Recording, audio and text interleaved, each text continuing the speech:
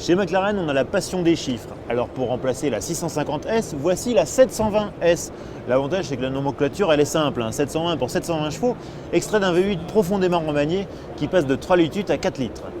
Lancée en 2014, la McLaren 650S ne donnait pas spécialement l'impression d'être technologiquement dépassée. Mais sur un marché des supercars en perpétuelle ébullition, le constructeur britannique voulait être sûr de rester au meilleur niveau.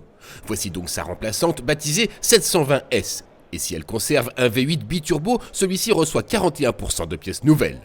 Le style est familier, la 720S se passe d'ailerons spectaculaires et semble sculptée par le vent. Le travail sur l'aérodynamique est impressionnant, tout comme le mécanisme d'ouverture des portières. Des portières comme ça, c'est quand même la classe. Alors l'intérieur, il est hyper high-tech, c'est assez étonnant. Il y a une ambiance comme nulle autre pareil. C'est pas une Ferrari, c'est pas une Lamborghini, c'est vraiment une McLaren. Avec ce côté high-tech, toujours ces boutons qui permettent de piloter les modes de conduite. Et puis alors le clou du spectacle, c'est quand même cette instrumentation. On appuie sur un bouton et là, paf, on a l'instrumentation en entier qui sort. Ça, c'est vraiment la frime. Sur la 700S, il y a du carbone partout, notamment ici. Mais c'est pas que de la déco, puisque l'essentiel de la coque est fait de ce matériau très léger et très résistant, ce qui explique un poids vraiment contenu.